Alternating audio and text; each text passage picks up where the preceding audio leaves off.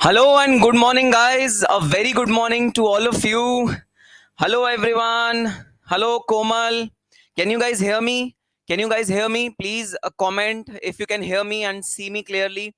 Hello, Kirti, Ankita, Suraj, Komal, Aditya, Riya, Alfia, Pooja, Ranjit, Khushi, Chirag. Can you guys hear me?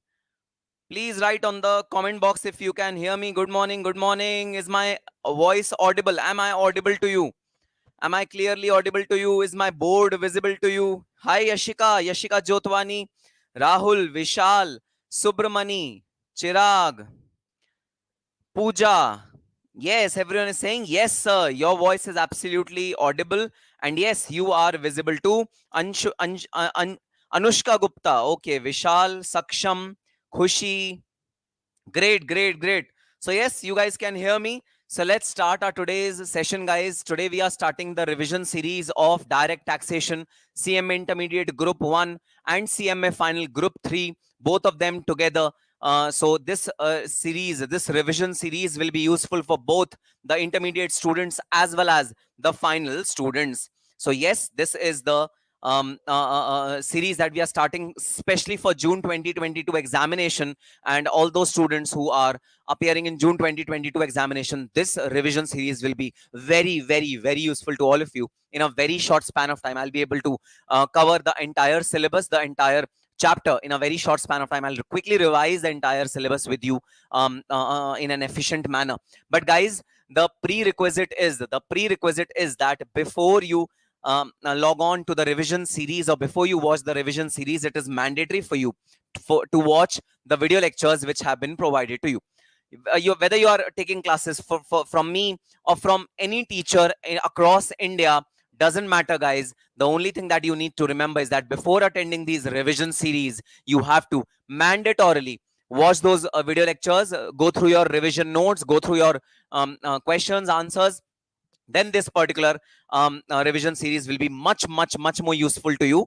If you come directly in this revision series, then it might not be as effective as you would want it to be. So to make it more effective, please go through your video lectures, the detailed video lectures, in a proper way, and then this particular series will be very useful to all of you.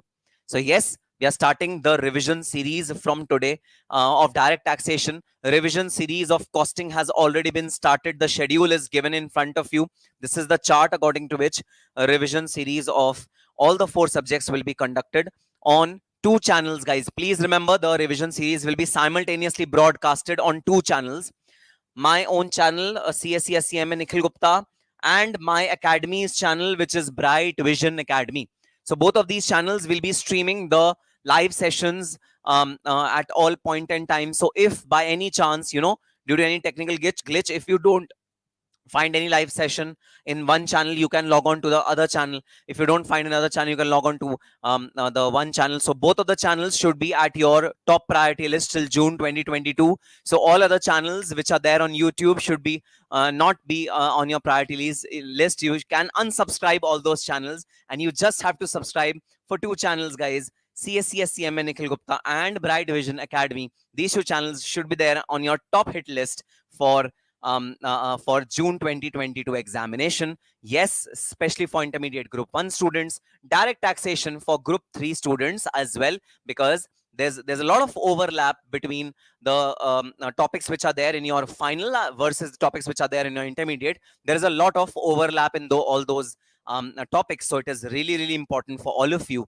to go through the intermediate. For group 3 students, it's important to go through the topics which are there in intermediate. Some of the topics, like the topic which you are going to touch today, basic concepts, residential status. Again, you would think that sir, in CMA final direct taxation, residential status is not important, but no, guys, it is very much important. December 2019, a full-fledged question from residential status was asked in group 3 DT final. So it is very important to imbibe certain chapters like residential status, like PGBP, like capital gains while you are studying for group 3. These chapters are not there in your group 3 book, but it is there in your group 2 book, so group 1 book. So it is really important to carry forward this particular chapter with you. So yes, let's start today's session. So guys, Let's see how's the Josh in the room. So, please type on your chat box. How's the Josh? Please type on the chat box. I want to see. Mayank Pandey is there. Khushi is there. Vidhi Podar is there. Good morning, Vidhi. Very good morning. So, how's the Josh? Please write on the chat box and then let's start. Yes, Ram Kumar. The classes are available both in English and in Hindi. In both the languages, classes are available. You can contact my team to gain knowledge about these classes. All right. How's the Josh, guys, in the room? How's the Josh? Josh is really, really high. Yes, yes, yes, yes, yes. The Josh is very high. We are going to start one of the lengthiest subjects of your syllabus, which is direct. Guys, trust me, I'm going to make this lengthy subject as brief, as small as possible for all of you, so that you are able to remember each and every concept very, very well before you touch the examination hall. So let's start today's session, the basic concepts of direct taxation and the tax rate. So we'll be dealing with two things in this particular session. Number one, basic concepts. Number two, tax rates. So what is the score which we can expect from this particular chapter in both CMA Intermediate and CMA Final? What can be the probable marks which we can expect from this particular chapter? Guys, this particular chapter will hold almost 5 to 10 marks in your CMA Intermediate as well as CMA Final syllabus. So for CMA Final, what kind of question can we expect from this particular chapter? Guys, there's a topic which we are going to deal today, tax evasion, tax planning, tax avoidance, right? From that particular topic, CMA Final Group 3, a question can be asked. It has been asked in past and can be asked in future as well. MCQs definitely from this particular chapter can be prepared, because this chapter would not have lengthy solutions or lengthy questions. So MCQs is one thing which you can definitely expect from this particular chapter. So first thing that we are going to start is, what do you mean by tax? What do you mean by tax? So guys, tax means compulsory or enforced contribution to Government of India. Whenever we contribute something to Government of India, that is known as tax. But sir, why should we contribute to Government of India? Guys, because primary source of revenue of Government of India is nothing but tax. So because of this primary source being tax, therefore we need to mandatorily contribute something to Government of India. So primary source of revenue of Government of India is met by taxes that we pay. To incur public welfare expenditure, yes, there is a need. Government of India has a need. Government of India has to incur public expenditure. So for meeting those public expenditure, taxation forms the basics. Taxation forms the core. So tax is definitely required to incur public welfare expenditure, and public welfare expenditure like healthcare, education, social security, all these are known as the public welfare expenditure. And guys, these public welfare expenditure are recovered or are earned by Government of India through taxes. So tax is an essential element of revenue. The primary source of revenue income of Government of India is taxes. Now guys, please do remember that the word primary is written. The word primary is written. Primary means the main source, the one and only main source. Okay, there might be certain secondary sources of Government of India, but we are not talking about those secondary sources. We are talking about this main source. This main source is the primary source. So primary source of revenue of Government of India is nothing but taxes. Now, taxes are levied in two ways. There are two ways in which taxes are levied. One, direct taxes, which means direct taxes like income tax, wealth tax, or tax on business profits. These are direct taxes. Second are indirect taxes. Indirect taxes like GST, goods and services tax, custom duty. All these are examples of indirect taxes. So there are two ways in which direct taxes and indirect taxes, two ways in which taxes are collected. First is the direct tax. Second is the indirect tax. So these are the two components of taxes in the country through which revenue is earned from Government of India. Now, sir, what is the difference between these two? What do you mean by direct tax and what do you mean by indirect tax? So what is the difference between these two sources of income, direct tax and indirect tax? So guys, now let us study what is the difference between direct tax and indirect tax. That is one of the most important things that we need to study now. Okay, so guys, you can see these houses which are created, right?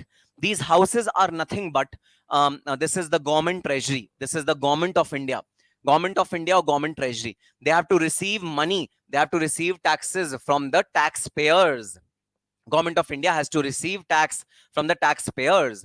Now, there are two ways in which Government of India can receive taxes from the taxpayers. What are those two ways? Number one, directly they can have taxes from the taxpayers, or they can have an intermediary to remit taxes. So, first taxpayer will pay tax to the intermediary, and then intermediary will deposit the tax to the Government of India. There are two ways in which taxes are collected from the taxpayer.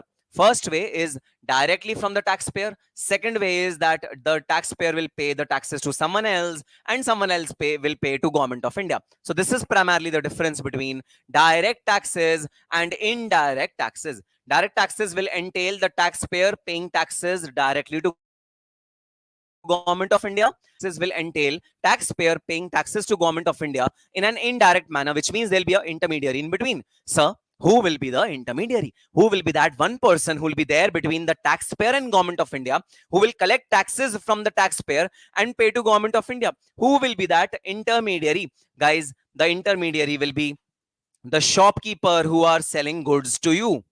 The shopkeeper who are selling goods to you. So whenever you go buy something, buy some grocery, buy some food item, buy some thing from market, then guys, the shopkeeper will charge something extra from you over and above the price of the good.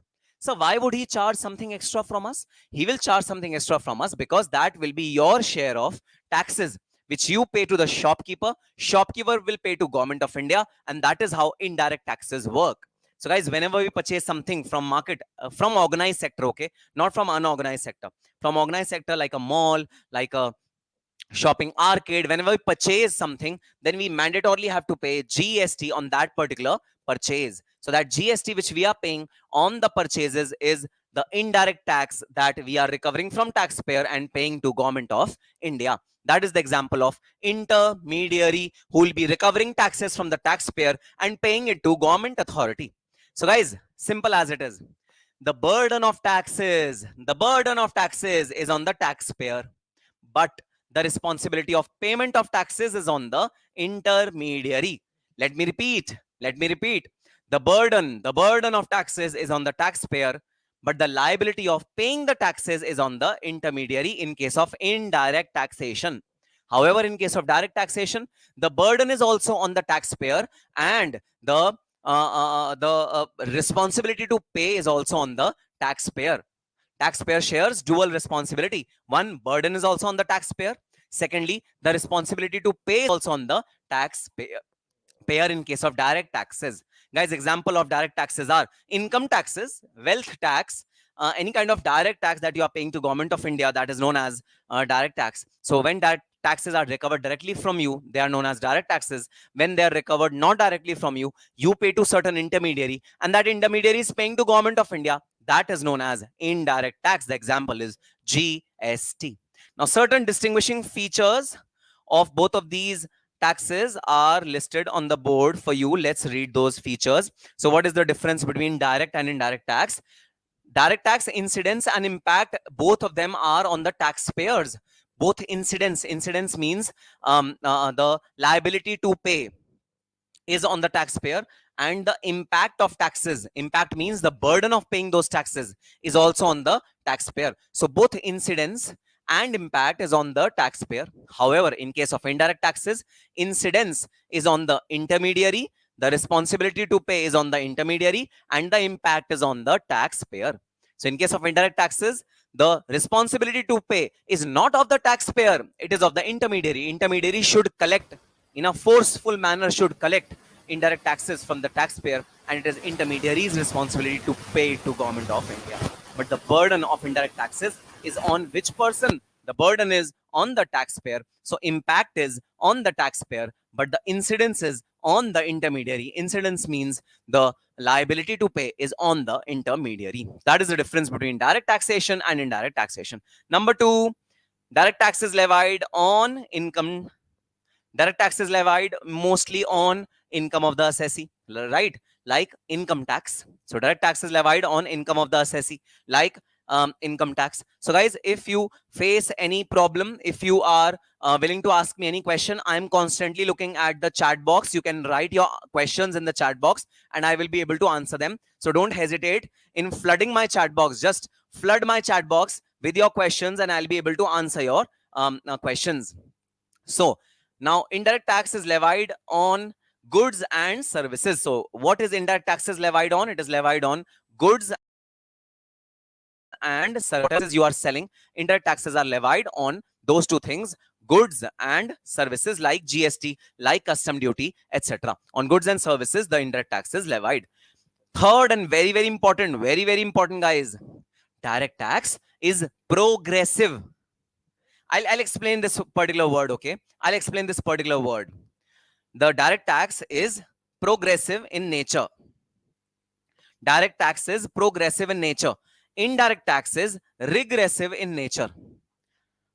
Direct tax is progressive in nature. Indirect tax is regressive in nature, which means what? Which means in case of direct taxes, lower the income, lower will be your tax. And higher the income, higher will be your tax. So it is progressive in nature. Progress means it keeps on progressing as your income level is increased by way of time. You know, soon as the time lapses, your income increases, your taxes also increases accordingly. However, in case of indirect taxes, guys, indirect taxes, since they are levied on goods, so an indirect tax which is paid on toothpaste by a super rich person will also be 18%, and which is paid on toothpaste by a poor person will also be 18%. So indirect taxes are not paid according to the income levels of a particular person. Indirect taxes are not paid according to the income level of a person, ability to pay of a person. The indirect taxes are not levied on that. Indirect taxes are always levied on the basis of the goods and services which are purchased, and there is no distinction that, you know, from rich we will gain higher GST and from poor we will gain lower GST. There's no distinction as such like this. However, in case of income taxes, in case of direct taxes, there is a distinction. We will charge higher tax from the people who are rich, and we will charge lower tax from the people who are not so rich. This is the progressive nature of direct taxes. And regressive nature of indirect taxes is that we will not discriminate between poor and rich. We will recover the tax equally from all, whether he's a poor person or whether he's a rich person. So yes, this is one of the most important distinguishing factors of direct tax and indirect tax. Progressive, direct tax is progressive, and indirect tax is regressive. Regressive means it will not increase by the income of a particular person. So that is known as regression. Okay, sir, got it. All right. So guys, answer a question on the chat box. Your fingers should be on the chat box. Just key your answers in the chat box. I'll be asking you a question. Question is, if I ask you, I am CACS CMA Nikhil Gupta, and I am a teacher of direct taxation for all of you for intermediate. For final, I'm a teacher of direct taxation. For final, I also teach cost audit, BVM, SPM for CMA final students. I request all of you to pay taxes on the income which you earn or which you earn in future, your future income, to me. I order you that in future, whatever income you will earn, when you will become a CMA, when you will get a job worth 6 lakhs or 8 lakhs or 10 lakh rupees, whenever you get that job, pay your taxes to me. Will you pay taxes to me or not? Answer in the chat box, yes or no. Will you pay the taxes to me? I want to recover taxes from your salary, from your income, the income which you will have. I want to recover salary from your income. Will you pay the taxes to me? Yes or no in the chat box. Oh my God. Oh my God. Everyone is so harsh on me. You are so harsh, people. You are very rude, people, huh? Dhruv Jain is also live. Dhruv Jain Shatterer, you are so harsh. Payal is also live. Pooja, Yash, Vidhi Podar is also saying no. Vidhi Podar, I didn't expect this from you, right? Vidhi Podar, I thought you were a very decent person and you respected me a lot. Junaid says no. Junaid also says no. Tanupriya says बिल्कुल नहीं. देखो कितना गुस्सा निकाल रही है ना तनुप्रिया मेरे ऊपर कितना ज्यादा. KR Mishra says never. Sauradas says no. Ankur Tiwari says no. Payal says pay to government. Abhishek Kumar says no. यार जिमी तुम तो मेरे दोस्त थे, मैं तो तुम्हें अपना दोस्त मानता था. आज तुमने दोस्ती का ये सिला दिया ना, अच्छा सिला दिया. ठीक है. ओ ध्रुव जैन कह रहे हैं सर आप मेरे भी टैक्सेस पे कर दो. अच्छा अच्छा ध्रुव जैन, मैं अभी बताता हूँ तुम्हें, तुम मिलो मेरे से next time. Okay, everyone is saying no. Absolutely, guys. The answer is no. You cannot, pay your taxes to me. In fact, I cannot ask you to pay the taxes to me. I cannot ask you. I cannot ask you to pay taxes to me. That is illegal on my part. If I ask you to pay your taxes to me, it is illegal. You cannot pay your taxes to me. So, sir, who gives authority to recover taxes? Constitution of India gives authority to recover taxes. Sir, can Constitution of India give authority to you to pay taxes? Guys, maybe, I don't know, maybe it can give, but currently it has not given me the power to recover taxes from you. So sir, Constitution has given the power to whom? Guys, Article 265, authority to collect taxes, says that Article 246, there are certain lists which mentions what kind of taxes are to be recovered by which person. So the authority to collect taxes is given in Article 265, and 246 tells you that which person should collect taxes on what kind of income. And Article 246 says that there are three kind of lists which are there. So first of all, guys, this is very, very important. Please underline it. Article 265. Article 265 of the Constitution gives authority to collect taxes.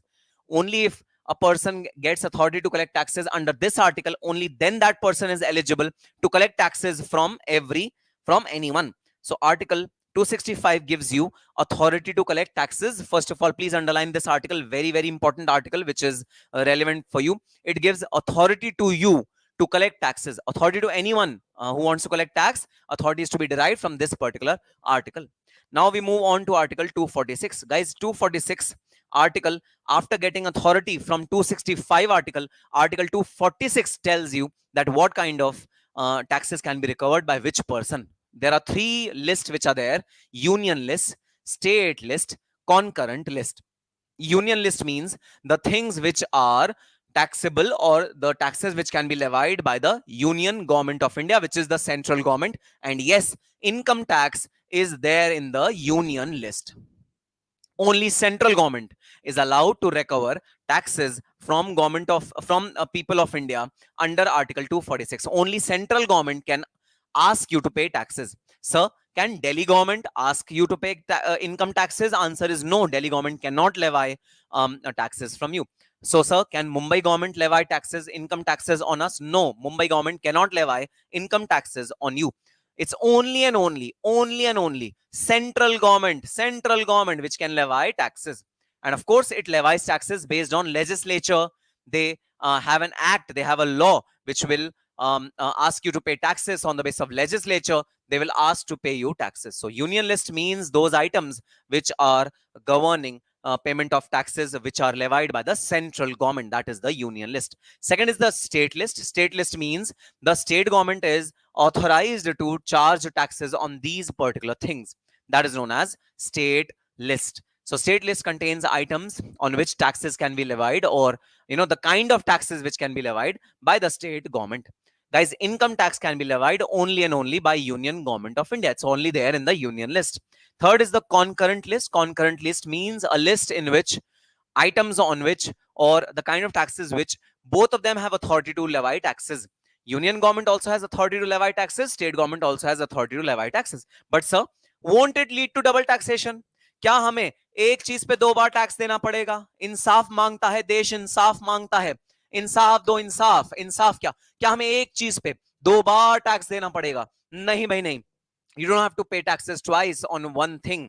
The concurrent list will have given the rights to both the parties, union as well as state government. But guys, both of them will not levy taxes on the union list, which is a concurrent list which is given. Both of them will not levy taxes on the union list. Either of them will levy taxes on union list based on their mutual consent. If there is no mutual consent and if there is a dispute between union and state government, with respect to certain item which is mentioned in the concurrent list. If there's any dispute, then that dispute will be won by the union government. Union government will union law will prevail over the state law to levy taxes on that particular item. So in case there is any dispute, in case of dispute, union list will prevail. In case of any dispute, union law will prevail, state law will not prevail at that point in time. So central government has got the last laugh. The last laugh is of central government. That is the rule which is there. Okay, sir. Now, let us move on to sources of income tax law. In a nutshell, I am now moving on to telling you what kind of laws would you study in the Income Tax Act in this particular subject called the direct taxation. What kind of laws would you study in the subject of direct taxation? What all acts, what all rules, what all things you need to study in the subject of direct taxation. That is what we are going to study now. Sources of income tax law. What are the sources of income tax law? From where the income tax law is derived? That is the objective of the next topic which we are dealing with. Number one, Income Tax Act 1961. That is the first and foremost source of your income tax law. Sir, before 1961, so you are saying that income tax law came in 1961? Yes, it came in 1961. So, sir, before 1961, are you saying that income tax was not there? No, guys, I'm not saying that. Because before 1961, 1922 Act was in prevalence. Income Tax Act 1922 was in prevalence. But again, 1922 was the era of Britishers. So maybe that law was more influenced by British laws. Therefore, it was modulated to suit the Indian conditions, to suit the Indian government. And it was redrafted in 1961. And the earlier law was repealed and the new law was made into force. The new law came into force in 1961. And yes, guys, every year this law undergoes amendments. Every year this law undergoes amendments. So all those students who are of previous batch, who have taken my classes for December 21 or June 21, guys, amendment video is also already there in my YouTube channel. You can watch that amendment video and you can take into account all the amendments which have been carried on by the budget 2021, and that is applicable on June 22 and December 22 attempt.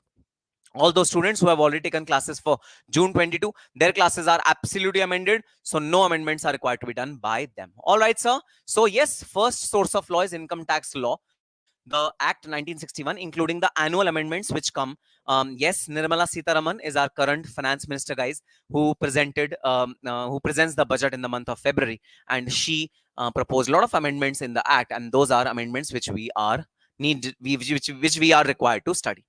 Second source is income tax rules. Okay, there are rules which are accompanying the Income Tax Act. Those rules are also to be studied to understand the law well.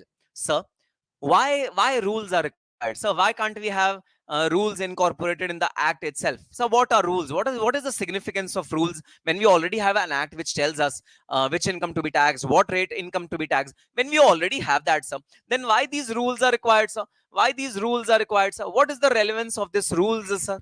The relevance of these rules is that the rules will tell you procedural guidelines. The rules will tell you procedural guidelines on how to implement the law. The rules will tell you what procedures to be followed while implementing the law. For example, if you are, say, trying to file a return of income, which form is to be filled? What are the accompanying documents which you need to attach along with that particular form? All those nitty-gritties of procedures, how the administration will happen of taxation, will be governed by the rules. Plus, if Income Tax Act is saying, okay, this particular item should be valued at fair market value, then how will that fair market value be computed? What is the formula of computing fair market value? What is the formula of computing balance sheet value? All these details will be given to you in the Income Tax Rules 1962. So all the procedural matters, how the procedure should be carried on, okay, that will be there in Income Tax Rules. And all the law related matter, like what is to be done, okay, what is to be done is answered by the Income Tax Act. What is answered by the Income Tax Act, and how is answered by the Income Tax Rules. तो क्या करना है, ये कौन जवाब देगा? Income tax act जवाब देगा. और जो करना है वो कैसे करना है, ये कौन जवाब देगा? इनकम टैक्स रूल्स जवाब देंगे. सो इनकम टैक्स एक्ट जवाब देगा क्या करना है, इनकम टैक्स रूल्स जवाब देगा कैसे करना है. Right, that is how these two things are governed. And yes, आपका एक सवाल उठ सकता है, sir why don't we incorporate income tax rules in the income tax act itself? अरे भाई, इनकम टैक्स एक्ट जो है ना, रुको मैं तुम्हें दिखाता हूं. इनकम टैक्स एक्ट ऑलरेडी इतना हैवी है कि अगर वो इनकम टैक्स एक्ट में हमने रूल्स भी ऐड कर दिए तो पता नहीं क्या ही होगा. ठीक है, मैं तुम्हें दिखाता हूं इनकम टैक्स एक्ट कितना हैवी है, फिर तुम्हें पता लगेगा कि इनकम टैक्स रूल्स को इनकम टैक्स एक्ट में क्यों नहीं ऐड कर दिया जाता. ठीक है, ये देखो भाई, ये है इनकम टैक्स एक्ट. ठीक है, ये इनकम टैक्स एक्ट का एक वर्जन होता है, जैसे बोलते हैं डायरेक्ट टैक्स मैनुअल. ठीक है, बट इसके अंदर एक्ट ही है, ये पूरा का पूरा एक्ट है. हमारा जो इनकम टैक्स एक्ट है ये पूरा का पूरा एक्ट है. ठीक है, इसकी विर्थ देखना जरा, विर्थ ये देखो. आरडी शर्मा होती थी ना, आरडी शर्मा जो हम पढ़ते थे एग्जाम्स में, ऐसा हमें लगता है कि हम फिजिक्स या साइंस के स्टूडेंट हैं जो इतनी मोटी बुक पढ़ते हैं. ये देखो इतनी मोटी है, डायरेक्ट टैक्स एक्ट है. ठीक है, ये एक्ट है आपका इतना मोटा. ठीक है, अब रूल्स देखना, रूल्स कितने हैं, ये रूल्स हैं, ये रूल्स हैं. ठीक है, तुम कह रहे हो दोनों को इनकॉर्पोरेट कर दो. अगर दोनों को मैं इकट्ठा कर दूं तो ये इतनी मोटी बुक बन जाती है, ये तो मेरे से उठाई नहीं जाएगी. हो सकता है इसका वजन और मेरे वजन में थोड़ा ही बहुत 2-4 ग्राम का फर्क हो, इतनी हैवी बन जाएगी ये. फिर तो इसे उठा के ले जाना ही मुश्किल हो जाएगा. ना भाई ना, नहीं हो सकता. देखो मेरी सांस फूल गई सिर्फ इन्हें उठाने से, अलमीरा से सिर्फ यहाँ लाने में. तो तुम सोच सकते हो ये कितनी हैवी होंगी. तो इन दोनों को आपस में इनकॉर्पोरेट करना इम्पॉसिबल. दोनों को साथ में नहीं लिख सकते भाई, दोनों को हमने अलग अलग लिखा है. So both income tax act and income tax rules, both are separate and both are separately to be studied and both are separate document in itself, and therefore these two are not to be incorporated with each other. They are two different documents, they are two different books, but they cumulatively have to be read to understand the income tax law. So accumulation of both of these will form the income tax law. Okay, बात समझ में आ गई. चलें आगे. हाँ जी sir. Next is circulars and clarifications. So guys, annually Nirmala Sitharaman would ensure that would release the amendments every year. Every year Nirmala Sitharaman will release the amendments. Okay, only once a year can the amendments be released. Okay, once a year, which is in the month of February.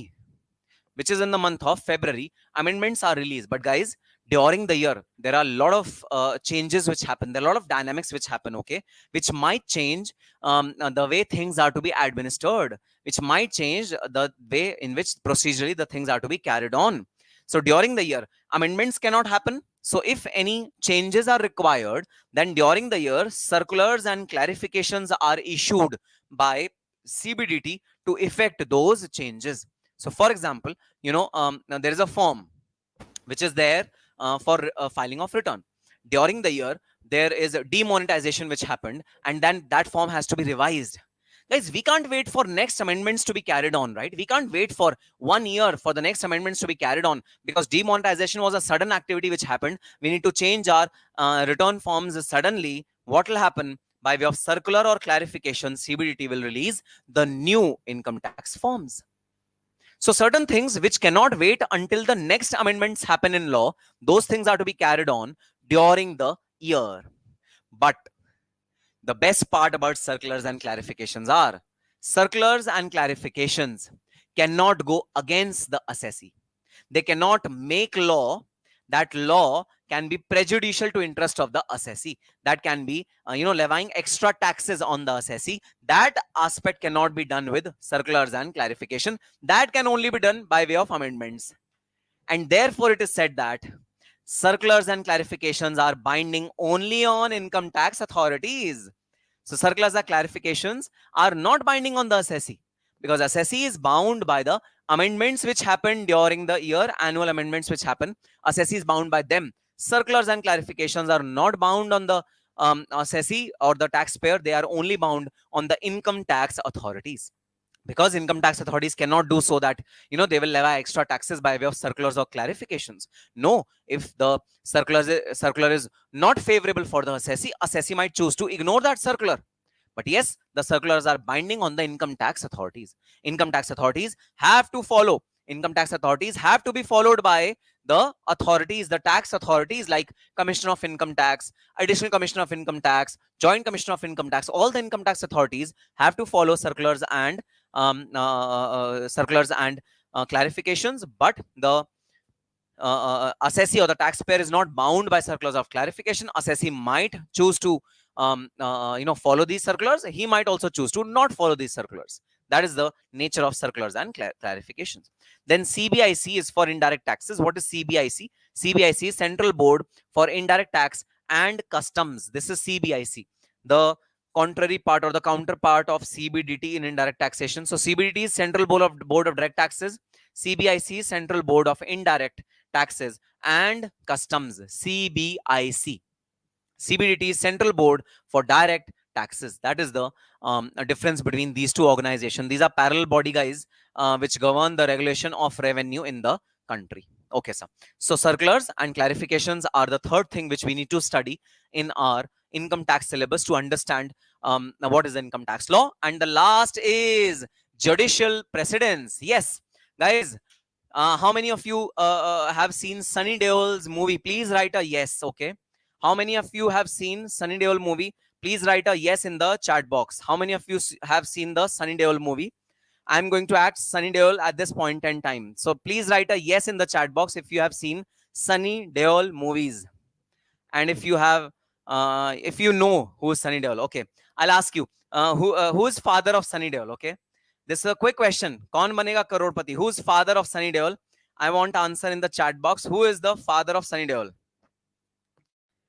Who is the name of father of Sunny Deol? Let me check your Bollywood knowledge along with your taxation knowledge. I want to check both of your knowledges, okay? Oh yes, Dhruv Jain ne pakad liya. Zabardast, khatarnak. Father of Sunny Deol. Jia keh rahi hai nahi pata. Jia poor knowledge. Jia poor knowledge. Yes, Dharmpaji, Dharmendra, Nirav, Khushi, Garima, Megha, Prashant. Yes, saying Dharmendra. Yes, Dharmendra is a father of Sunny Deol. So guys, in India, what happens is litigation is fierce. And you must have seen Sunny Deol movie, I think Damini, where he says, my lord, तारीख पे तारीख, तारीख पे तारीख, तारीख पे तारीख, milord, बस मिलती आई है तो तारीख, नहीं मिला है तो इंसाफ. And guys, all that courtroom drama which you have seen in your Bollywood movies, I always, when I was a kid, I used to wonder that, you know, that courtroom drama, whether it actually happens in the main ground. And when I joined this profession, when I was working with the Big Fours in their direct taxation department, and when I used to go to the High Court or the Supreme Court for the hearings of my direct taxation case, I always used to wonder whether that courtroom drama of Sunny Deol is there in real life also, whether that is applicable to direct taxes also. The answer which I got is yes, it is applicable for direct taxes also. Yes, the same courtroom drama which is there in a criminal proceeding is there in direct tax proceeding as well. Yes, our heartbeats, run faster than the normal when you are in a courtroom, when your case is being argued, because the amount at stake, the money at stake is not 1 crore, 2 crore, 5 crore. It is thousands and thousands of crores. The world famous Vodafone case, the tax liability and penalty was 21,000 crores. So one argument, one wrong argument can finish off the case and can deprive the assessee of 21,000 crores. That is the fierceness of the direct taxation cases. And touch wood, if any point in time, if you become tax professionals and you get to work into direct taxations, I would definitely recommend you to go into litigation field. It is one of the most exciting, one of the most super amazing fields of direct taxation, which is litigation.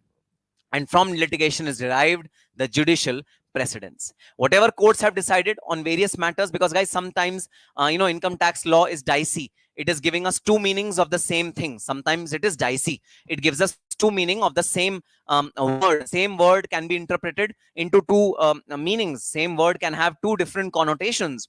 So to relieve the assessee of the doubt of the misery of having two connotations, courts have decided many cases which are there in judicial precedents.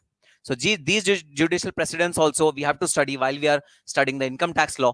Yes, for intermediate students, judicial precedents are not very important from an exam standpoint, but for final students, judicial interpretation or judicial case laws precedents are important. These case laws are important for final students. Group 3, direct taxation and international tax law, for those students, judicial precedents are important. For intermediate students, they are not that important. Okay, sir, got it. So yes, these were the four cases. These were the four cases where the income tax law is derived, from where the income tax law is studied. These are the four cases. Now we move on to the next topic, and this is by far one of the most important topics of your first chapter, guys. What is the difference between assessment year and previous year? So guys, many of you might be celebrating your birthday, right? You must be celebrating your birthday. So in the chat box, I want to know what is date of birth of each one of you. What is date of birth of each one of you? I want to know in the chat box. Please write your date of birth. Okay, girls will say, sir, we will not write the year of birth. Sir, we won't tell you our age. Okay, girls, you don't write year of birth. That is okay. But for everyone, please write your date of birth in the chat box. I want to know your date of birth. So will you be sending us gifts? No, I will not be sending you gifts. Okay, but I will be sending you my wishes.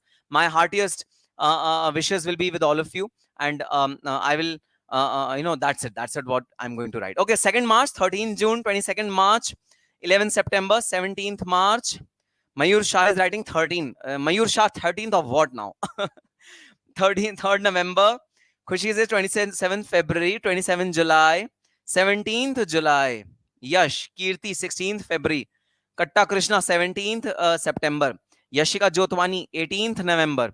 Junaid says 13th June. Okay. Pranav says 2020. Pranav, you are 2 years old. Pranav is saying 2020. So Pranav is born on 2020. So Pranav is 2 years old right now. Okay, Pranav, you are at a very young age. Pranav has started watching YouTube lives. Very, very good. Yeah, Pranav is very, very good child. Pankaj, 2004, 17th March, 11th of September. Okay, guys. Yes, each one of us has a year starting date. Your year starts from your date of birth. Your new year starts from your date of birth. And from that particular date till the next year is counted as 1 year. Now, income tax also has a birthday. The birthday of Income Tax Act, the day on which Income Tax Act celebrates its birthday, is 1st of April. Just like all of you have your date of birth, all of you have your date when you were born, right? Income tax also follows a date of birth, which is from 1st of April to the next 31st of March.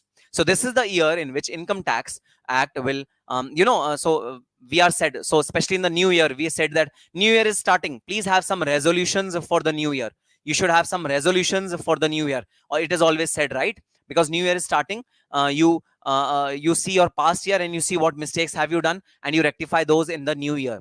Guys, similarly, new year, which is celebrated for the Income Tax Act, is on 1st of April of every year. So Income Tax Act will tell you, okay, from 1st of April till 31st of March, you earn as much income as you want to earn. You earn as much income as you want to earn during this period. I will come to you on the next date, immediately next date, and will charge taxes on you. So I will give you an example. Okay, please see the example which I'm going to write on the board. Okay, so I have earned income from 1st of April 22 to 31st of March 2023. So this is the year in which I have earned income. This is the year in which I have earned income. Now, Income Tax Authority is coming to me, suppose in the month of October 22. And Income Tax Act is saying, okay, now it is October 22. You please pay taxes to me. You please pay taxes to me because it is October 22. You please pay taxes to me for the year 22-23. I will tell Income Tax Act, oh, listen, Income Tax Act, still the year is left. Still the year is left. How can I estimate what is my income?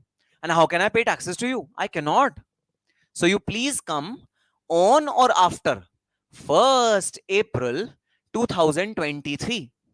Dear Income Tax Act, you please come on or after 1st April 2023, and or if you come post 1st April 2023, then I will be able to pay you taxes for the year 22 to 23.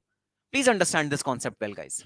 If I'm earning income from the period 1st April 22 to 31st March 23, I cannot pay taxes in this particular year itself because I don't know how much is my income. I don't know how much is my tax. So I cannot pay taxes in this particular year for the income which is earned from 1st April 22 to 31st March 23. I mandatorily have to wait. I have to wait till what time? I have to wait till 31st March 2023 to pay my taxes. So effectively, I will pay my taxes on or after 1st April 2023, which means for the previous year 22-23, I will pay my taxes in the year 23-24. So please understand, for previous year 22-23, the assessment year is 23-24, immediately next year. Why, sir? Why immediately next year? Why can't we have previous year and assessment year as the same years? Because, guys, if you are earning income in year 1, you cannot assess your taxes in year 1. You have to mandatorily wait for year 2 to pay your taxes. Therefore, if in year 1 you are earning taxes, you have to pay your taxes in the immediately next year. Next year is known as assessment year. The year in which you earn the income, that is known as previous year. That is the distinguishing factor between previous year and assessment year. That is the distinguishing factor. Okay, sir, got it? So now I'll move on to the definition of previous year and assessment year. What is the definition? We are going to see that now. Okay, guys, you can see this chart, a chart which explains you the difference between previous year and assessment year. Okay, sir. So when the income is earned, that is known as previous year. When the income is earned, that is known as previous year. And what is assessment year? When the income is taxed, that is known as assessment year. Assessment year means the year in which income is taxed. Previous year means the year in which income is earned. So when income is earned, that is known as previous year. When the income is taxed, it is known as assessment year. That is the difference between income earned and income when it is taxed. So obviously, when you earn income in previous year, you cannot pay taxes in the same year because you do not know how much is your income. Till the end date, that is 31st of March, you would not know what is your income. Till 31st March, you will not know what is your income. So the income is earned in previous year and the taxes are assessed. Assessed means to compute. Taxes are assessed in which year? Assessment year. And taxes are paid in which year? Assessment year. So now my question to you, can the previous year be of a lesser tenure than 12 months? Please write in the chat box, yes or no. Can previous year be a tenure of less than 12 months? Because we celebrate our birthday on 1st April and the year ends on 31st March. Can the previous year be less than 12 months? Can the previous year be less than 12 months? Pankaj says no, no. Pankaj, why no, no? Himani says yes. Any other answers, guys? Any other answers? Whether previous year can be for less than 12 months? That is my question. Whether the year in which income is earned, that particular year, whether that particular year can be less than 12 months. So Himani says yes. Disha says yes. Kirti says yes. Umang also says yes. Alfia says yes. Gerald says no. Deepika says yes. Pooja says yes. Arpita says no. Yashika says yes. Yash says yes. Rani, Jia, Tanupriya, Deepika, Himani, Divya, Pooja, Disha, Deepika, Mitali, Megha, Ranjit, everyone says a yes. Yes, guys, under two situations, the previous year can be less than 2 months. What are those two situations? When you have a new business, then you can have previous year as less than 12 months. Guys, when your year only starts, when you were born, when your organization is born on 15th of May, then guys, obviously, the first previous year will be of a shorter tenure. The subsequent previous years will be of full tenure 12 months, but the first previous year, the year in which your organization is incorporated, that year will be of a shorter tenure. That year will be of less than 12 months. That year will be of, say, 10 months, 11 months, 9 months, but not of 12 months. So the first year can be a shorter period. The first year can be a shorter period in case of new businesses or if any new source of income is there.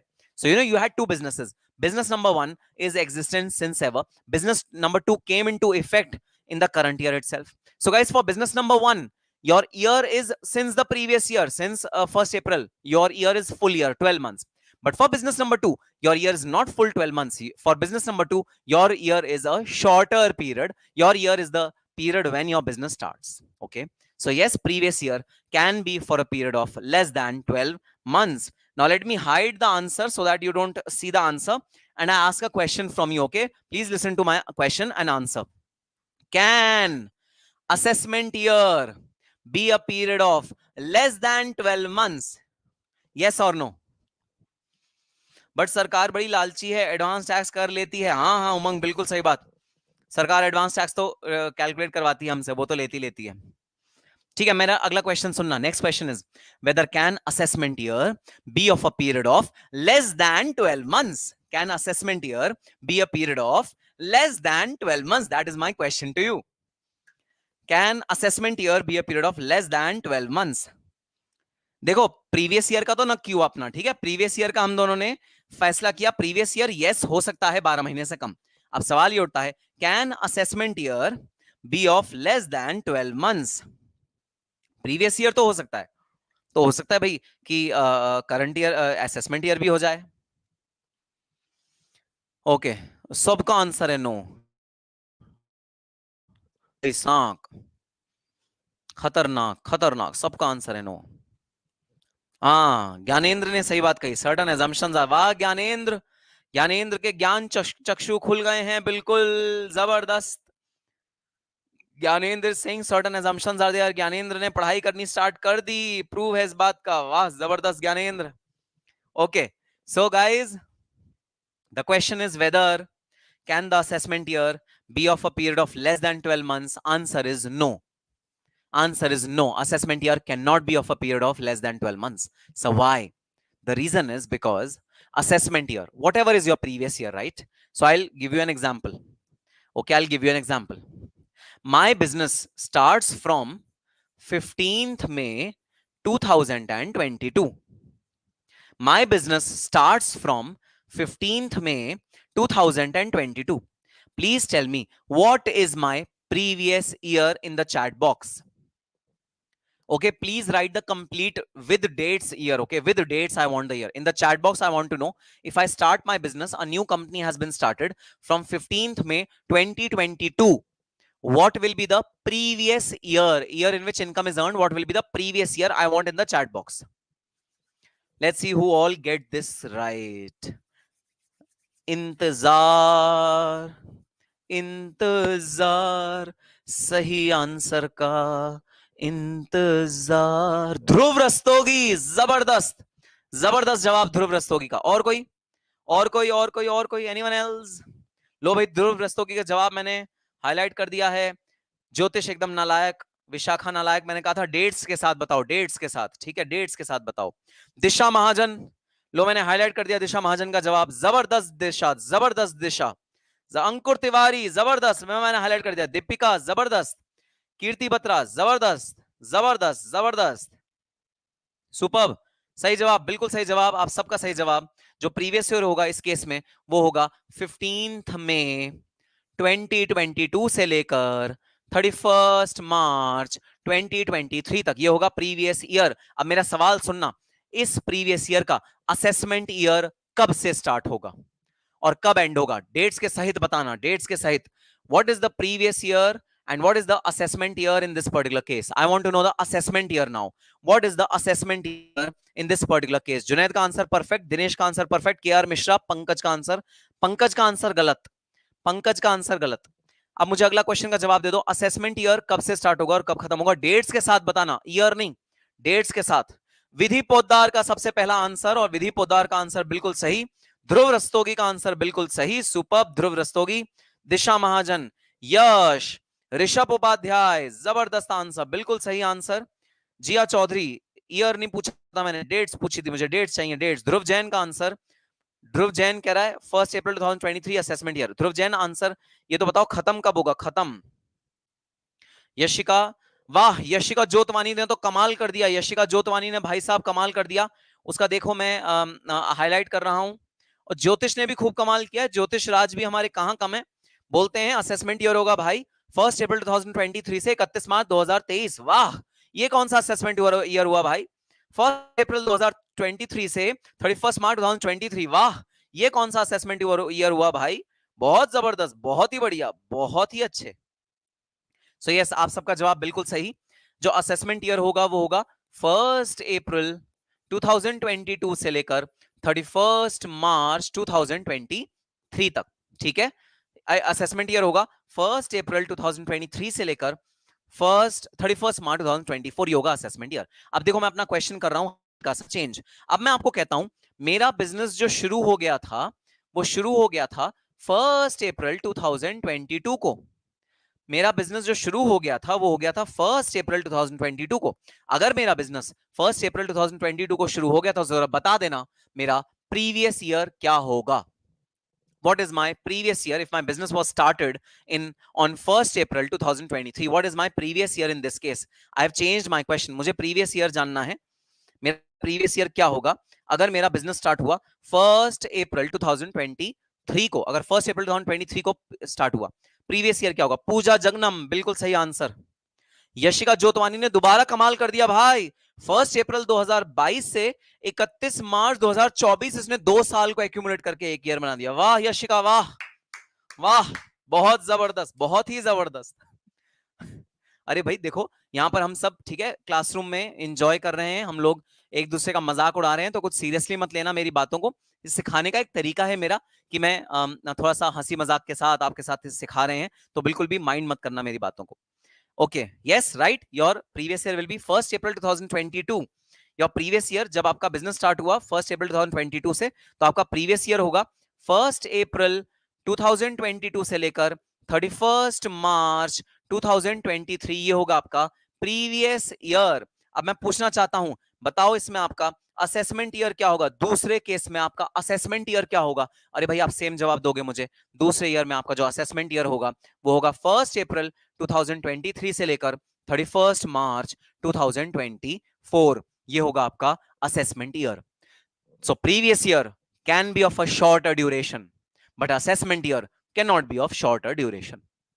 Even if previous year is short, previous year is truncated. Truncated means it is cut. If the previous year is short, even then your assessment year is of the full year. It is not of a shorter duration. So your previous year can be of a shorter duration, but your assessment year cannot be of a shorter duration. So let's read assessment year. Assessment year can only be of 12 months. Can only be of 12 months. Immediately next year of the previous year is the assessment year. So assessment year can only be of 12 months. That's it. There cannot be an assessment year which is of a lower tenure. Assessment year can only be of 12 months. It cannot be of a shorter duration. Assessment year we're talking about. It is the immediately next year of the previous year. But government says that if we have a hint, if we have an indication that if we wait till the assessment year, our revenue will be lost, our taxes will be lost, because the assessee is not a bona fide, is not a good assessee. If we wait until the assessment year, our entire revenue will be lost, our taxes will be lost. If government is of a view of that, then government has the right to collect taxes in the previous year itself. Yes, in that case, previous year and assessment year will be one and the same years. If government of India is saying, if government of India is feeling that if I wait till assessment year to collect my taxes, if I wait till that time, then I run a risk of revenue loss, I run a risk of tax loss. If that is the situation, then guys, in certain cases, previous year and assessment year are one and the same things, which means as soon as you earn the income during the previous year, you have to pay the taxes in the same previous year. In these cases, there are certain cases. What are those cases? Those cases are, number one, a non-resident person having a shipping business. A non-resident person having a shipping business. So if you're a non-resident person and you have a shipping business, which means you are plying shipping to and from India, then guys, government of India is fearing that, you know, your ship might unload the goods at the coast, go away and not pay taxes. So if you are an NR, non-resident, and you are into a shipping business, then guys, you have to pay taxes in the year in which your ship comes to the coastal areas of India, and the time at which you deliver your goods, at that point in time only there are income tax authorities which are sitting at the port. You have to pay taxes to the income tax authorities in the same previous year. Income tax authorities will not wait till assessment year to collect your taxes. No. Case number 2, when you are permanently leaving India. So if you are planning to permanently leave India, forever you are leaving India, then government will not wait till the assessment year to collect your taxes, because once you leave the territorial nexus of the country, the territorial region of the country, it will be impossible to recover taxes from you. So if you are permanently leaving India, then that is a problem. Your previous year will be treated as your assessment year. You have to pay taxes in the previous year itself. Government will not wait till 1 year for collecting the revenue. तो ज्ञानेंद्र कुछ ज्ञान बांट रहे हैं. Very good. और था कि previous are same. Very good Gyanendra, जबरदस्त. Okay, number 3, when you are transferring your property, to avoid taxes, when you are selling off your property, then guys, income tax authorities can intervene in the same previous year. Before you sell off your properties, government of India will say that you give me your taxes first. First give me your taxes from the sales proceed, and then you use the sales proceed in whatever manner you want to. So if you are selling your property to avoid taxes, then also your previous year will be your assessment year. Third is bodies formed for short duration. So guys, sometimes certain organizations are formed for a very short duration. For example, Delhi Metro had some joint venture with a Japanese company to at the initial stages to assist them in developing the metro, trams, rails, their maps, everything was arranged. Guys, at that point in time, the permanent year is previous year is to be treated as the assessment year, because the bodies will go off very, very soon. Similarly, guys, any kind of short-term celebrations which are there, bodies which are made just for some purpose and then they are dissolved. So for example, some event which has happened, a rare event which has happened, like if F1 race, Formula 1 race is conducted in India, and for that a body is created, and that will be dissolved within the next 6 months, then that body will have to pay taxes in the previous year itself. So a body which is created in a short run and they'll be diluted soon, those bodies also have to pay taxes in the previous year itself. As soon as they earn money, they have to pay the taxes. How to know, sir, permanently leave? Okay, Karthik is saying, how do you know that a person is permanently leaving India? The indication is that he will get a visa. He will get a visa cleared from the foreign country, which will have a residency clause, which means he'll not go on a tourist visa, he'll not go on a work permit, but he will have a permanent residency of that particular country in which he is going. So this is an indication. That that particular person is permanently leaving India.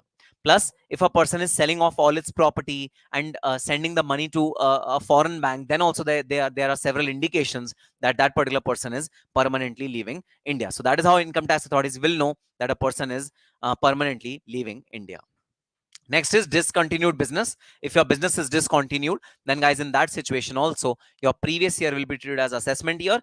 We will not wait till the assessment year for recovering your taxes. We will recover your tax in the previous year itself. All right, sir. Got the point. Okay, now we move on to the next topic, and a very, very important topic, guys. A definition of a person. What is the definition of a person? So the definition of person is required because a person has to pay taxes. Okay, person has to pay taxes. So definition of person is required to be undertaken by us. Who is a person who is required to pay taxes? That is what we need to discuss in this particular part now. Okay, guys, I'm asking you certain questions. Yes, Vishakha, this list is exhaustive. Vishakha, there's no other case in which exception is there. Yes, this list is exhaustive. Yes, transfer of property to avoid tax. Yes, Rani, this is there in the list. I have written it on the board. Yes. Okay. Now, guys, you need to answer certain questions. Okay. I am CSCSCM Nikhil Gupta. Am I liable to pay tax? Yes or no? You have to write in the chat box. Am I liable to pay tax on my taxable income? Yes or no? You have to write in the chat box. Yes or no? I'm waiting for your answers. Everyone says yes. Jyotish says depends. Wah, wah, Jyotish, wah. Depends. Yes, yes. Everyone saying yes, yes. Tanya Bhatt, Rahul Gupta saying yes. Alfia saying yes. Tanish saying yes. Nagnath, Junaid saying yes. Everyone is saying yes. Okay. My question number two. The academy which I'm running is a company. Its name is Bright Vision Academy. It's a company. So, would Bright Vision Academy be required to pay taxes on its taxable income? Yes or no? Bright Vision Academy would be required to pay taxes. Rani Singh is saying आपको तो 3 times देना चाहिए. नालायक रानी, क्यों भाई क्यों? मुझे क्यों 3 times देना चाहिए टैक्स? नालायक. Dhruv Jain is saying yes sir. If no, please say first too. Oh Dhruv, okay, I will tell you the ways to reduce taxes. Okay, sure, I will tell you. So yes, Bright Vision Academy also has to pay taxes. So any person who's earning income has to pay taxes. Okay, that is the rule which is there. Now my question to you is, please understand the question well. Okay, this is a digital board which you can see behind me. This is a digital board. This is made of fiber. It is embedded in metallical body. And this digital board I'm using it for teaching all of you. This is a digital board. My next question is, can this digital board be subject to taxation? Can Income Tax Act say, hey digital board, please give us tax? Is it possible or not? Can digital board, or for that matter fan, tube light is there above me. Okay, these lights are there all around me. I have a studio, I have a AC, air conditioner fitted on the right side. I have my laptop, I have my equipments over there. Can all these equipments which are there in my studio, can these equipments be subject to income taxation? Yes or no? Yes or no? So yes, Abhishek Kumar is saying no, Vishal no, Sarneka no, Dhruv no, Deepika no, Vinod Tripathi no, Disha no. Pankaj, only person can pay tax. Pankaj is saying only person can tax. Junaid is saying no. Vishaka is saying no. Khushi is saying no. Disha is saying no. Yashika is saying no. Junaid is saying no. Everyone is saying no. But my answer is a big yes. My answer is a big yes. Guys, Income Tax Authority doesn't distinguish between a natural person or an unnatural person. It doesn't distinguish between a living object or a not living object. It doesn't distinguish between a person or a non-person. No. Anything and everything capable of earning money is subject to income taxation. Anything and everything. But sir, please tell us, how can this board earn money? How can this board earn money? So it is a non-living thing. How can the non-living thing earn money? So guys, I'll give you a live example which happened in my case. I stay in Daryaganj, which is situated in Delhi. And guys, in Daryaganj, when we were kids, at one house, there was a mango. So that guy purchased a mango. And that mango had a figurine of Lord Ganesha over it. Some resemblance of Lord Ganesha over it. 2 ears were there. Then there was a trunk which was there. So it resembled Lord Ganesha. So those of my neighbors told everyone that we have Ganesha in form of mango in our home. Please come and worship it. So they put that mango on a chair, and everyone in the community in the periphery in Daryaganj went to their home to worship the mango, and they also donated some money to mango. Similarly, obviously guys, feelings set aside, obviously we have feelings on our gods, definitely we have feelings on our god, feelings set aside, but when you go to a temple, you are actually offering money to the deities, to the idols. When you're going to Gurudwara, Sisganj Sahib, or any kind of Gurudwara, then you're offering your money to a holy book. All these things are non-living. Obviously, I'm not hurting sentiments. Please note that I'm not hurting religious sentiments. I'm talking about law as of now. I'm trying to explain you law as of now. Income Tax Act says whether you are a person or not, whether you are a living being or not, whether you're a natural person or unnatural person, doesn't matter. You have to pay taxes if you are earning income. But sir, how would such non-living things pay taxes? How would such non-living things pay taxes? Such non-living things will pay taxes through their representatives. So their rep assessees, through their representatives. So someone else will pay taxes on their behalf, like deities, like idols, the pujaris which are there in temple, they will pay taxes on behalf of the idols. or any other non living person, any other artificial person who earns income, they will have to pay taxes through their representatives. That is the significance of this word person. Section 231. So there are 7 categories of persons in this particular section who are eligible to pay taxes. And the category which I was discussing just now was artificial juridical person. Artificial juridical person is the person who is artificial person, not a human being, not a person, not a living person. Still that particular person is earning revenue. That particular person is paying taxes. That is the artificial juridical person. So let's read.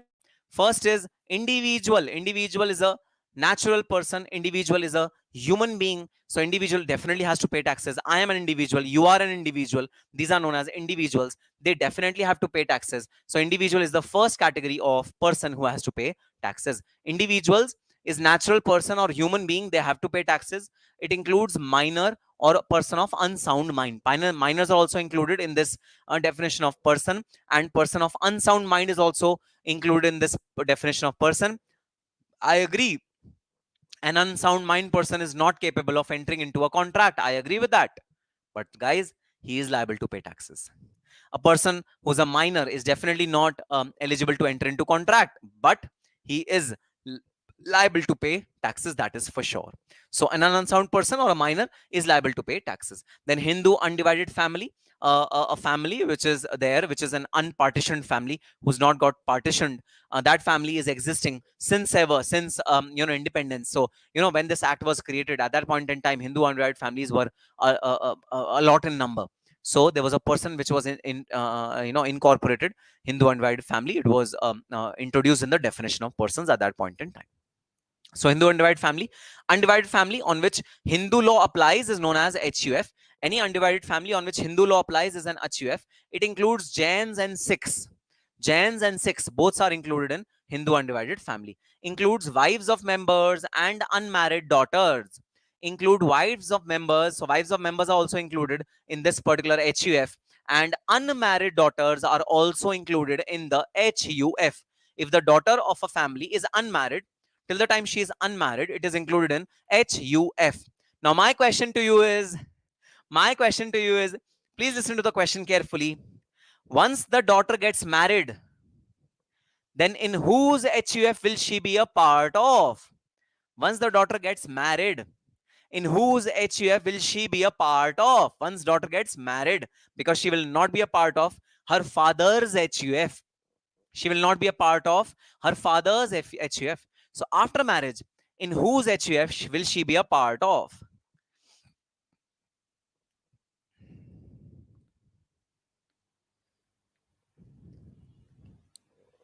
Let's see who tells the correct answer.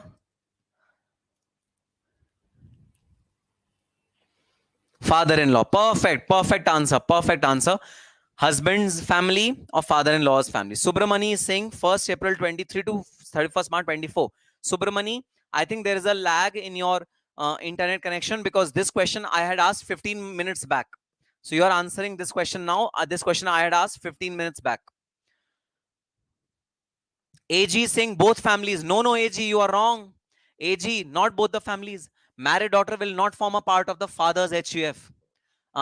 Married daughter will not form a part of father's HUF. Only unmarried daughter will form a part of father's HUF. Yes, everyone is right. Father-in-law. Oh, Harshit Singh Rajput is also with us. Welcome, Harshit. Good to see you in the live session early morning. Good to see that you have woken up early today. Brilliant. Harshit Singh Rajput is there with us. Shivida saying perfect in-laws family. Perfect answer is there. Very good, guys. Next is an Indian company. So naturally, guys, an Indian company will definitely be a person. For whatever income Indian company is earning, taxes will be paid by the Indian company. Definitely that will be included in the definition of person. Indian company will include two things: Companies Act, the company which is incorporated in Companies Act, and the company which is made through declaration of CBDT. Sometimes CBDT can declare a particular organization like a company, okay, if it is behaving like a company. So CBDT can declare certain non-companies to be companies, okay. So if CBDT is has declared certain non-companies to be a company, then that will be also be treated as company and it will be categorized as person under the Income Tax Act. Then partnership firm will be treated as a person. Partnership firm will have taxation liabilities. The income which is earned by partnership firm, that will be subject to the taxation. It includes LLP, limited liability partnership, is included in the definition of firm. Okay.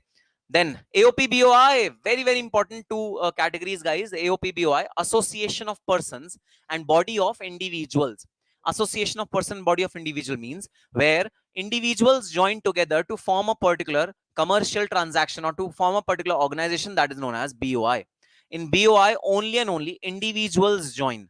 Body of individual means where individuals join together to form a business organization or to form a profitable organization, that is known as BOI. Only when individuals join together, only when individuals join hand, then they cumulatively become BOI.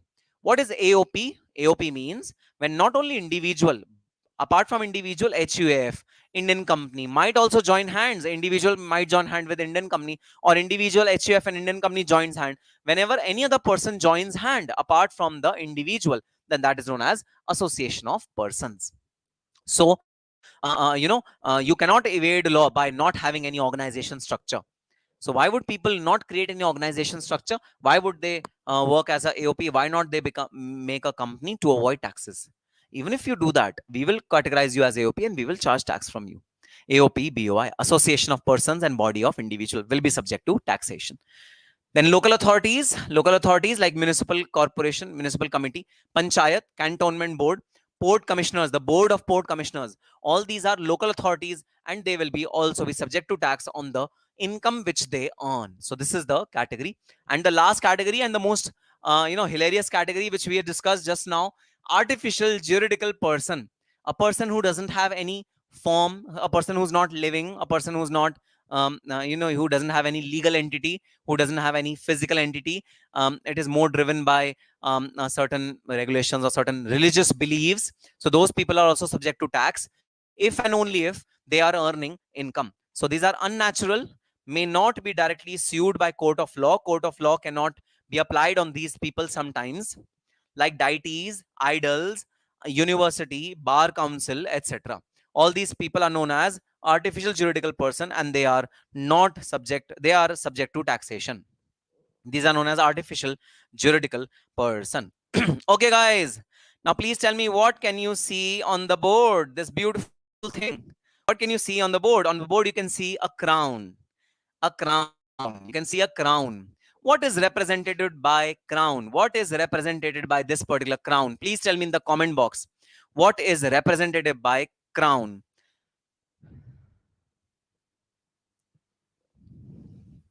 What is represented by crown? Who's that one person who comes to your mind when you see this crown? Okay. Who's that one person who comes into your mind when you see this crown? Who is that one person? I want to know that. Yes, sir.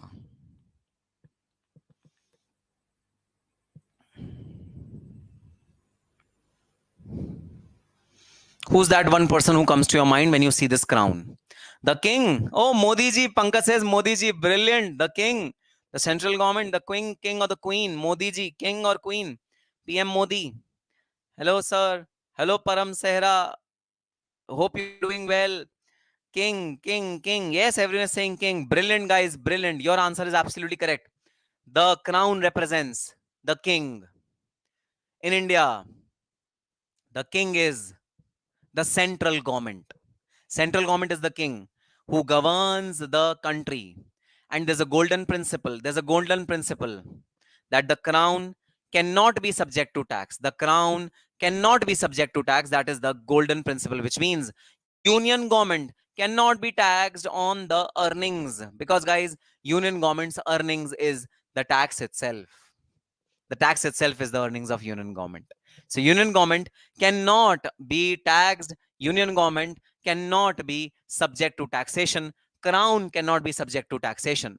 Now, please listen to my next question very, very carefully. Please listen. Oh, Dhruv Jain says Virat Kohli. Wah, Dhruv Jain. खतरनाक. जुनैद आलम तो एकदम आगे चला गया, बिल्कुल सड़क पार. Nikhil sir, नालायक जुनैद आलम.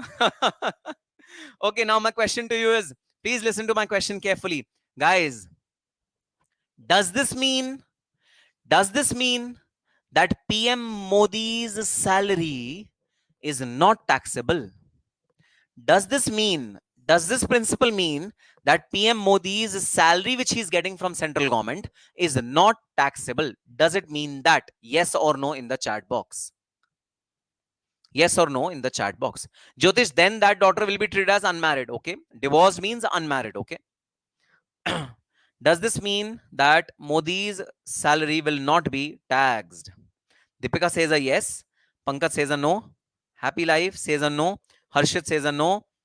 No, it is taxable. Vishal says yes. Rahul Gupta says yes.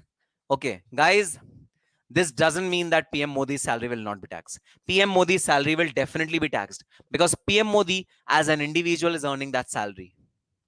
What is the king's income in this case? The union government's income is the taxes which is it is recovering from the people. That is income of union government which cannot be subject to tax. Modi as a person is a different individual, and the king is the chair. The king is the central government who is actually governing the entire country. So PM Modi's salary will definitely be taxed, subject to certain exemptions and certain benefits which he'll derive. But this will not mean that Modi's salary will not be taxed. Modi's salary will definitely be taxed. Prime Minister's salary is definitely taxed, but the central government's revenue will not be taxed because central government is the king, and there the revenue which it will earn, it will not be subject to tax. That is the implication of this word. The crown cannot be taxed and union government cannot be taxed on its income. That is the implication of this particular phrase. Okay, sir, now we got it. Okay, guys, so that's all for today's session. We'll be continuing our session on Thursday now. And let me get back to the schedule which will be following. The schedule which will be following is this. We'll be having the revision series regularly on 2 channels, CSC SCM and Nikhil Gupta and Bright Vision Academy. Both the channels will have the revision series. So please log in at the right times. The times are given in this particular box. Log in at the right time to get most benefit of these revision series on both the channels, CSC SCM and Nikhil Gupta, Bright Vision Academy. Sometimes the live streaming will happen on one channel, might not happen on other channel due to some technical glitch. If that happens, then you have to log on. You have to check out both the channels and see where the live session is happening. And do remember to log in at these times in the live sessions to get most of it. Okay. And we are also proposing a test series for all the students, especially for direct taxation. As of now, direct taxation test series is starting. Okay. 9643929913. 9643929913. On this particular number, please get yourself added in the WhatsApp group. Test series will continue every Sunday on Zoom meeting, on Google meeting, not on YouTube live. Okay, on Google meeting the test series will happen. You have to attend that test series, and I will try to match my revision with the test. So this week revision of first chapter will be over. So this week's topic for taxation is basic concepts and the tax rates. These 2 topics will be there for test series of this particular week. The exact time of the test series, the exact date of test series, I will declare on the WhatsApp group itself. So make sure that you are part of this particular WhatsApp group for tax. Yes, Srividya, you please message on this number and you will be able to join the WhatsApp group. And yes, this is the schedule which you will follow for the revision series.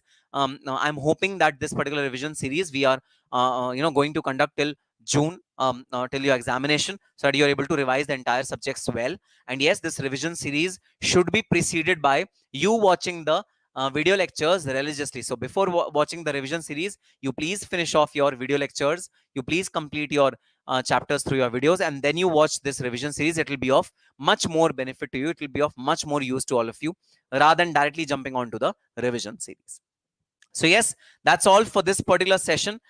Guys, we will be joining the next session. We'll be meeting in the next session, and the session for direct taxation will be Thursday 9 a.m. Thursday 9 a.m. will be the next direct taxation session, which will be organized for all of you. So now we'll meet on Thursday 9 a.m. and please remember that this particular revision series is applicable for group 3 students as well, CMA final students as well, especially for chapters like capital gains, PGBP.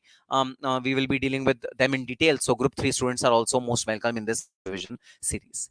So yes, that's all for this particular session, guys. We'll be meeting in our subsequent sessions with more revision series of such subjects, all the 4 subjects. Yes, till we meet next. We'll have a revision series on Thursday now. We'll be meeting on Thursday.